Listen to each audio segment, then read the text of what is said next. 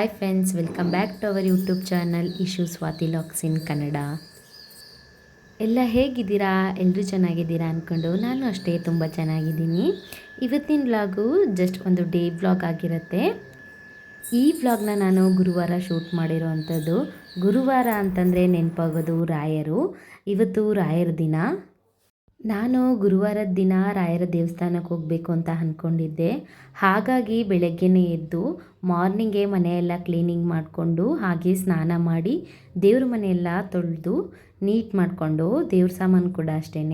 ನಾನು ಲಾಸ್ಟ್ ವ್ಲಾಗಲ್ಲಿ ಹೇಳಿದ್ದೀನಿ, ನಾನು ಪೀತಾಂಬರಿ ಯೂಸ್ ಮಾಡಿನೇ ದೇವ್ರ ಪಾತ್ರೆಗಳನ್ನೆಲ್ಲ ವಾಶ್ ಮಾಡೋದು ಅಂತ ಹೇಳಿ. ಅದೆಲ್ಲನೂ ಹಾಕಿ ನೀಟಾಗಿ ಕ್ಲೀನ್ ಮಾಡಿಕೊಂಡು ಹಾಗೆ ಒಂದು ಒಣ ಬಟ್ಟೆಯಲ್ಲಿ ನೀಟಾಗಿ ವೈಪ್ ಮಾಡಿಕೊಂಡು ಇಲ್ಲಿನೇ ಎಲ್ಲ ರೆಡಿ ಇಟ್ಕೊಂಡ್ಬಿಟ್ಟು ದೇವ್ರ ಮನೆಗೆ ತೊಗೊಂಡೋಗಿ ಪೂಜೆ ಮಾಡೋ ಅಂಥದ್ದು ನಾನು ಯಾವಾಗ್ಲೂ. ಹಾಗೆ ನಾನು ತುಂಬ ದಿನಗಳಿಂದ ಅಂದ್ಕೊಳ್ತಾ ಇದ್ದೀನಿ ಮಂತ್ರಾಲಯಕ್ಕೆ ಹೋಗಬೇಕು ಅಂತ. ಬಟ್ ಅದು ಯಾಕೋ ಸಾಧ್ಯ ಆಗ್ತಾ ಇಲ್ಲ. ಹಾಗಾಗಿ ಇಲ್ಲಿನೇ ದೇವಸ್ಥಾನಗಳು ಯಾವಾಗಾದರೂ ನನಗೆ ಅನ್ನಿಸ್ದಾಗ ರಾಘವೇಂದ್ರ ಸ್ವಾಮಿ ದೇವಸ್ಥಾನಕ್ಕೆ ಎಲ್ಲಿರ್ತೀವೋ ಅಲ್ಲಿ ಹತ್ತಿರದಲ್ಲಿರೋ ದೇವಸ್ಥಾನಗಳಿಗೆ ಹೋಗಿ ಬರ್ತೀವಿ. ಹಾಗೆ ನಾನಿವತ್ತೊಂದು ಟಿಪ್ಸ್ ಹೇಳೋಣ ಅಂತ ಅಂದ್ಕೊಂಡಿದ್ದೀನಿ. ದೇವಸ್ಥಾನಗಳಿಗೆ ಹೋದಾಗೆಲ್ಲ ಅದೊಂದು ಪರಿಮಳ ಬರುತ್ತೆ ಅಲ್ವಾ, ಆ ರೀತಿ ನಮ್ಮನೆ ದೇವ್ರ ಮನೆ ಒಳಗಡೆನೂ ಆ ಪರಿಮಳ ಬರಬೇಕು ಅಂತಂದರೆ ಏನು ಮಾಡಬೇಕು ಅನ್ನೋದನ್ನು ನಿಮ್ಮ ಜೊತೆ ಶೇರ್ ಮಾಡ್ಕೊಳ್ತೀನಿ. ಏನಂದರೆ ಒಂದು ಬೌಲಲ್ಲಿ ಗಂಧದ ಪುಡಿ, ಇದು ಗ್ರಂಥಿಗೆ ಅಂಗಡಿಲಿ ಸಿಗುತ್ತೆ. ಹಾಗೆಯೇ ಜವಾದ್ ಪೌಡರು ಅಂತ ಹೇಳಿ ಇದು ಕೂಡ ಅಷ್ಟೇ ಗ್ರಂಥಿಗೆ ಅಂಗಡಿಲೇ ಸಿಗುತ್ತೆ. ಈ ಎರಡನ್ನೂ ಹಾಕ್ಕೊಂಡು ಹಾಗೆ ಇದ್ರ ಜೊತೆಗೆ ಸ್ವಲ್ಪ ಅರಿಶಿನ ಪುಡಿ, ನಾವು ಹೊಸ್ಲಿಗೆ ಹಾಗೆ ದೇವ್ರ ಫೋಟೋಕ್ಕೆ ಎಲ್ಲ ಇಡ್ತೀವಲ್ಲ, ಡೈಲಿ ಯೂಸ್ ಮಾಡ್ತೀವಲ್ಲ ದೇವ್ರ ಮನೇಲಿ, ಅದೇ ಅರಿಶಿನ ಪುಡಿ, ಆ ಮೂರನ್ನು ಹಾಕಿ ನೀಟಾಗಿ ಮಿಕ್ಸ್ ಮಾಡ್ಕೊಳ್ಬೇಕು. ಮಿಕ್ಸ್ ಮಾಡಿ ಇಟ್ಕೊಂಡಿದ್ದೀವಲ್ಲ ಈ ಪೇಸ್ಟನ್ನು, ಇದನ್ನು ಏನು ಮಾಡಬೇಕು ಅಂತಂದರೆ ನಾವು ಫೋಟೋಗೆ ವಿಭೂತಿ ಎಲ್ಲ ಹಚ್ತೀವಲ್ವ, ಯೂಶ್ವಲಿ ದೇವ್ರ ಮನೆ ಪೂಜೆ ಮಾಡುವಾಗ ಫೋಟೋಗಳಿಗೆಲ್ಲ ಈಗ ಮಧ್ಯಕ್ಕೆ ಕುಂಕುಮ ಇಡ್ತೀವಲ್ಲ, ಅಲ್ಲಿ ವಿಭೂತಿ ಹಚ್ಚೋ ಜಾಗದಲ್ಲಿ ಇದನ್ನು ಇಟ್ಟು ಇದ್ರ ಮೇಲ್ಗಡೆ ಕುಂಕುಮ ಇಡೋದ್ರಿಂದ ನೋಡೋದಕ್ಕೂ ಅಷ್ಟೇ ಫೋಟೋ ಲುಕ್ಕಾಗಿ ಕಾಣುತ್ತೆ. ದೇವ್ರ ಮನೇಲಿ ಅಷ್ಟು ಚೆನ್ನಾಗಿ ಪರಿಮಳ ಬರುತ್ತೆ. ಬೇಕಂತಂದರೆ ಒಂದು ಸರಿ ಟ್ರೈ ಮಾಡಿ ಹೇಗೆ ಬಂತು ಅಂತ ಹೇಳಿ ನನಗೆ ಕಮೆಂಟ್ ಮಾಡಿ ತಿಳಿಸೋದನ್ನು ಮರಿಬೇಡಿ. ನಾನು ಅಷ್ಟೇ ಇದನ್ನು ಎಲ್ಲೋ ನೋಡಿದ್ದೆ, ಹಾಗಾಗಿ ಟ್ರೈ ಮಾಡಿದ್ದೆ ಹೇಗೆ ಬರುತ್ತೆ ಅಂತ. ನಂಗೆ ಒಳ್ಳೆ ರಿಸಲ್ಟ್ ಸಿಕ್ಕಿತ್ತು. ಹಾಗಾಗಿ ನಿಮ್ಮ ಜೊತೆ ಯಾಕೆ ಶೇರ್ ಮಾಡ್ಕೋಬಾರ್ದು ಅಂತ ಇವತ್ತು ನಿಮ್ಮ ಜೊತೆ ಶೇರ್ ಮಾಡಿಕೊಂಡೆ.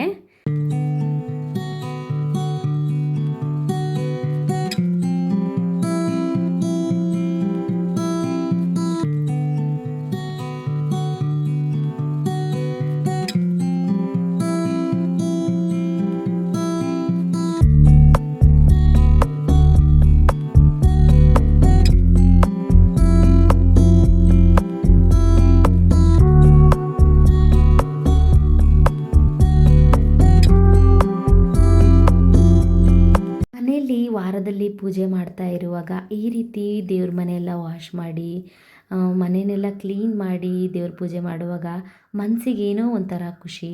ಹಾಗೆ ನಮ್ಮಲ್ಲಿರೋ ಪ್ರಾಬ್ಲಮ್ಸ್ಗಳನ್ನ ದೇವ್ರ ಮುಂದೆ ಹೇಳ್ಕೊಂಡಾಗ ಎಲ್ಲಿಲ್ಲದಂಥ ಸಂತೋಷ ಆಗುತ್ತೆ.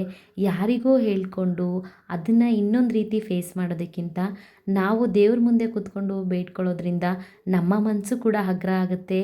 ಹಾಗೆ ಇನ್ನೊಂದರಿಂದ ಪ್ರಾಬ್ಲಮ್ ಬರುತ್ತೆ ಅನ್ನೋ ಭಯನೂ ಕೂಡ ಇರೋದಿಲ್ಲ.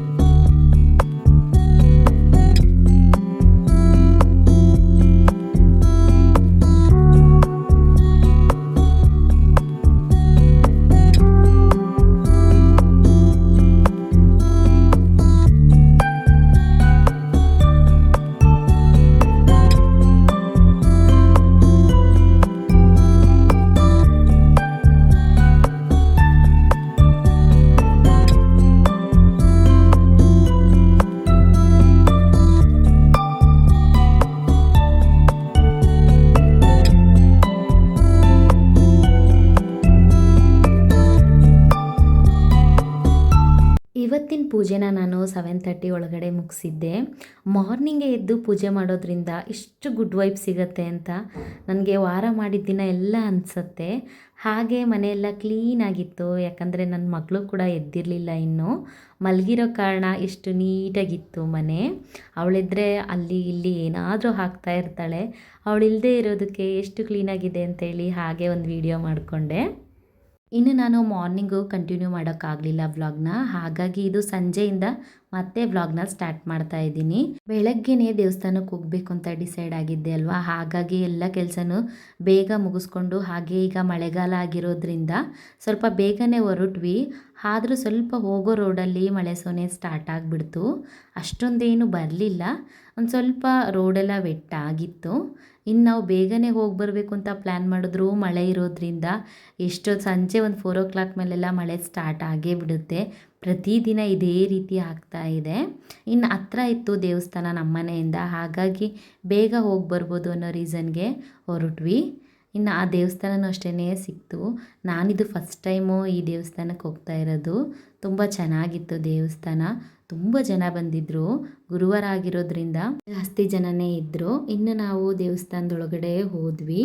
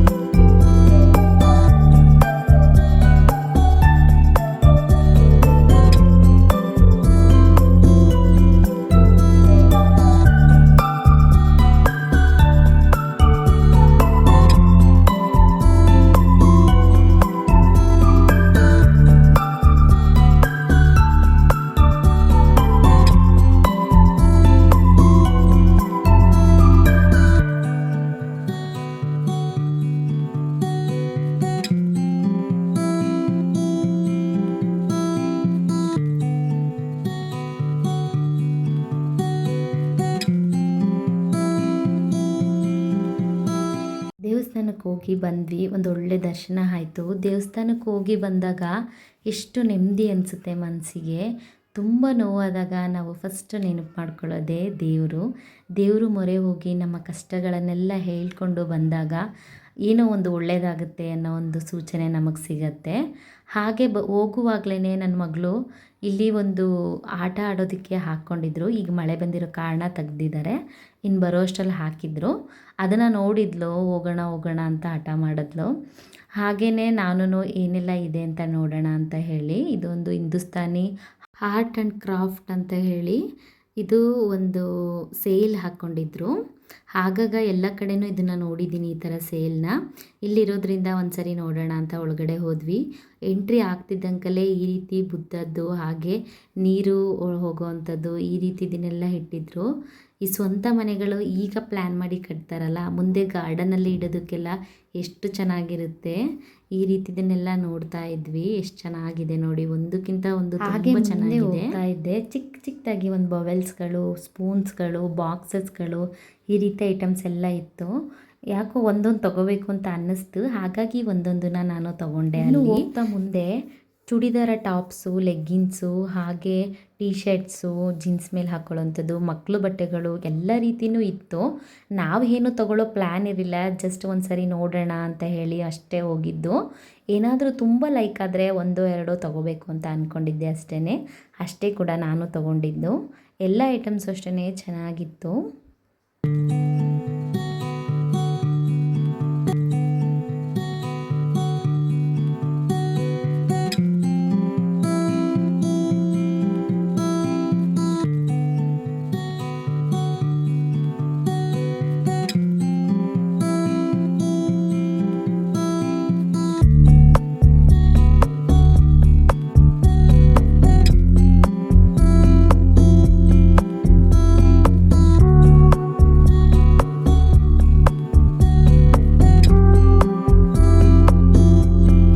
ಇನ್ನು ಸ್ವಲ್ಪ ವಿಂಡೋ ಶಾಪಿಂಗ್ ಥರ ಮಾಡ್ತಾ ಇದ್ನಲ್ಲ, ಏನಾದರೂ ಲೈಕ್ ಆದರೆ ತೊಗೊಳ್ಳೋಣ ಅಂತ ಅಂದ್ಕೊಂಡಿದ್ದೆ ಅಂತಲೂ ಹೇಳಿದೆ ಅಲ್ವಾ.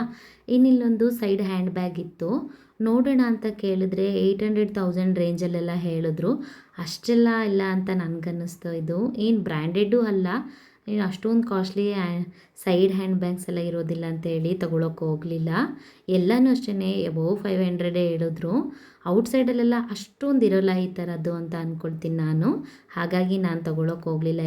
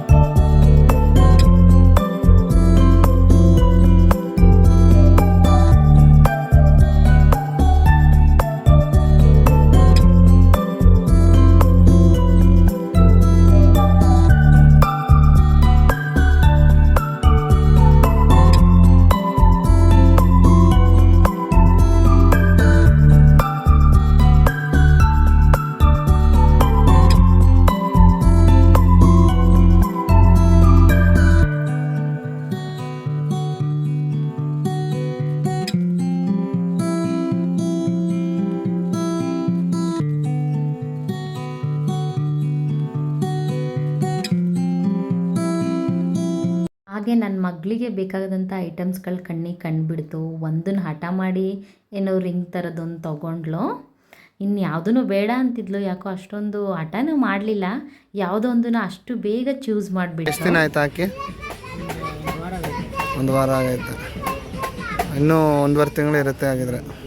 ಟೈಮಿಂಗ್ಸು ಬೆಳಗ್ಗೆ 10:00 ನೈಟ್ 9. ಇನ್ನು ಹಾಗೆ ನಾವು ಮುಂದೆ ಬರ್ತಾ ಇರುವಾಗ ಈ ಟೊಮೊಟೊ ಚಟ್ನಿ, ಬೆಳ್ಳುಳ್ಳಿದು, ಮಾವಿನಕಾಯಿದು, ಉಪ್ಪಿನಕಾಯಿ, ಬಿಸಿಬೇಳೆಬಾತ್ ಪೌಡರು, ಈ ರೀತಿ ಐಟಮ್ಸ್ಗಳು ಹೋಮ್ ಮೇಡ್ಸ್ ಇರುತ್ತಲ್ಲ, ಈ ರೀತಿ ಐಟಮ್ಸ್ಗಳನ್ನೂ ಅಷ್ಟೇ ಅಲ್ಲಿ ಸೇಲ್ ಮಾಡ್ತಾಯಿದ್ರು. ಹಾಗೆ ರಾಗಿ ಬೋಟಿ ಇದೆಲ್ಲನೂ ಇತ್ತು. ಇದು ಅಷ್ಟೇ ಎಲ್ಲನೂ ಹೋಮ್ ಮೇಡು ಅಂತ ಕೂಡ ಹೇಳಿದ್ರು. ನಾವು ಎಕ್ಸ್ಪೈರಿ ಎಲ್ಲ ನೋಡಿನೇ ತೊಗೊಂಡ್ವಿ, ಚೆನ್ನಾಗಿತ್ತು.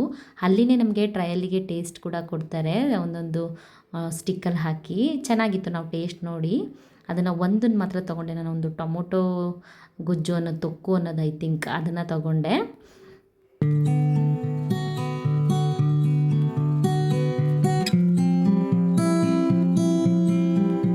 ಹಾಗೆ ಮುಂದೆ ಬರ್ತಾ ಅಕ್ಸಸರೀಸು, ಹಾಗೆ ಬ್ಯಾಂಗಲ್ಸು, ಕ್ಲಿಪ್ಸು, ಜ್ಯುವೆಲರೀಸು ಈ ರೀತಿ ಐಟಮ್ಸ್ ಕೂಡ ಇತ್ತು. ಬಟ್ ಯಾಕೋ ಸ್ವಲ್ಪ ಕಾಸ್ಟ್ಲಿನೇ ಹೇಳ್ತಾ ಇದ್ರು. ನಾನು ತಗೊಳ್ಳೋ ಪ್ಲ್ಯಾನ್ ಯಾವುದೂ ಇರಲಿಲ್ಲ. ಹೀಗೆ ರೀಸೆಂಟಾಗಿ ಲಾಸ್ಟ್ ಕಡಲೆಕಾಯಿ ಪರ್ಸಲ್ಲಿ ತುಂಬ ಸರಗಳು ಅದು ಇದು ಎಲ್ಲ ತೊಗೊಂಡ್ಬಿಟ್ಟಿದ್ದೆ. ಹಾಗಾಗಿ ಯಾವುದನ್ನು ತೊಗೊಳಕ್ಕೆ ಹೋಗಲಿಲ್ಲ. ಇರೋದನ್ನೇ ಜಾಸ್ತಿ ಹಾಕ್ತಾನೇ ಇಲ್ಲ. ಹಾಗಾಗಿ ಇನ್ನು ಬೆಡ್ಶೀಟ್ಸು, ಬ್ಲಾಂಕೆಟ್ಸು ಈ ರೀತಿ ಐಟಮ್ಸು ಅಷ್ಟೇ ಜಾಸ್ತಿನೇ ಇತ್ತು. ಇನ್ನು ನಾನು ಈ ರೀತಿ ಹೇರ್ ಎಕ್ಸಸರೀಸ್ ಜಾಸ್ತಿ ನೋಡಿದ್ರೆ ನನ್ನ ಮಗಳಿಗೆ ತೊಗೊಳ್ತೀನಿ. ಯಾಕಂತಂದರೆ ಯಾವಾಗಲೇ ಅಷ್ಟೇ ಎಷ್ಟೇ ಹೇರ್ ಬೆಂಡ್ಸು, ಕ್ಲಿಪ್ಸು ತೊಗೊಂಡ್ರು ನನ್ನ ಮಗಳು ಕಿತ್ತು ಬಿಸಾಡಿಬಿಟ್ಟಿರ್ತಾಳೆ. ಎಲ್ಲಿ ಹಾಕಿರ್ತಾಳೆ ಅನ್ನೋದೇ ಗೊತ್ತಿರೋದಿಲ್ಲ. ಯಾವಾಗ ರೆಡಿ ಮಾಡಿಸ್ಕೊಂಡು ಎಲ್ಲಾದರೂ ಕರ್ಕೊಂಡು ಹೋಗುವಾಗ ಯಾವಾಗೂ ಅಷ್ಟೇ ನನಗೆ ಹುಡ್ಕೋದೇ ಆಗೋಗುತ್ತೆ. ಹಾಗಾಗಿ ಸ್ವಲ್ಪ ಜಾಸ್ತಿನೇ ಈ ರೀತಿ ಐಟಮ್ಸ್ಗಳನ್ನ ತೊಗೊಳ್ಳೋದು. ಇನ್ನಿಲ್ಲಿ ಒಂದು 2-3 ಕ್ಲಿಪ್ಸು, ಹೇರ್ ಬೆಂಡ್ಸ್ ಎಲ್ಲ ಇಷ್ಟ ಆಯಿತು. ಅಷ್ಟನ್ನು ಮಾತ್ರ ತೊಗೊಂಡೆ, ಅವಳಿಗೆ ಅಂತ ಮಾತ್ರನೇ. ಇನ್ನು ನನಗೆ ಯಾವುದನ್ನು ತೊಗೊಳಕ್ಕೆ ಹೋಗಲಿಲ್ಲ.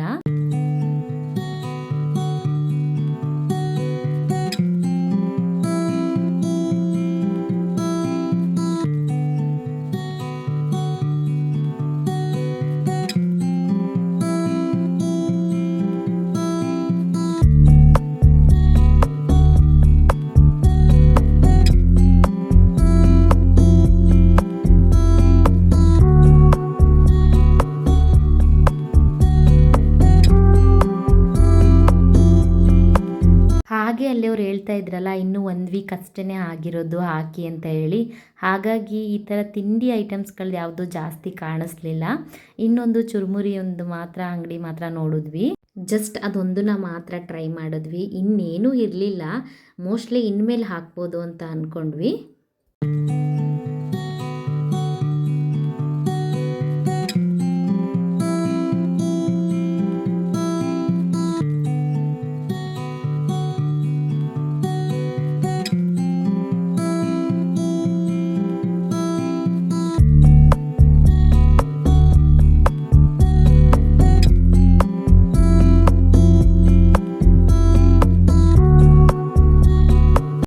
ಹೋಗಿದ್ದು ವೀಕೆಂಡಲ್ಲ, ಹಾಗಾಗಿ ಜನನೂ ಅಷ್ಟು ಇರಲಿಲ್ಲ, ಕಡಿಮೆನೇ ಇದ್ದಿದ್ದು.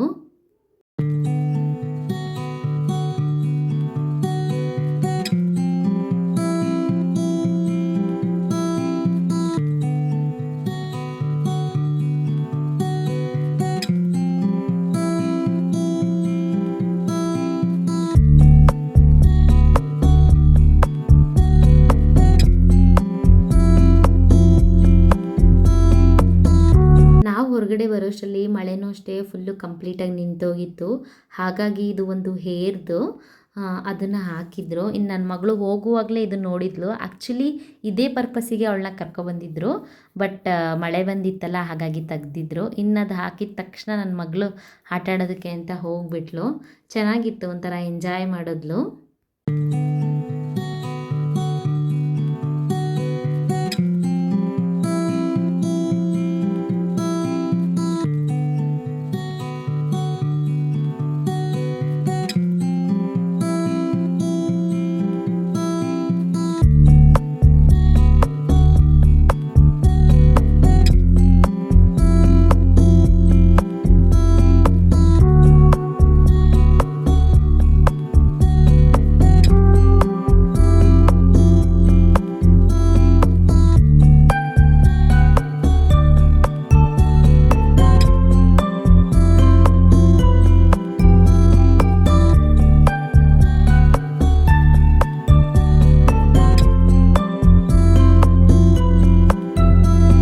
ಇದಾಗಿತ್ತು ಫ್ರೆಂಡ್ಸ್ ಇವತ್ತಿನ ಬ್ಲಾಗು. ಇವತ್ತಿನ ಬ್ಲಾಗ್ನ ನಾನು ಇಲ್ಲಿಗೆ ಕಂಪ್ಲೀಟ್ ಮಾಡ್ತಾ ಇದ್ದೀನಿ.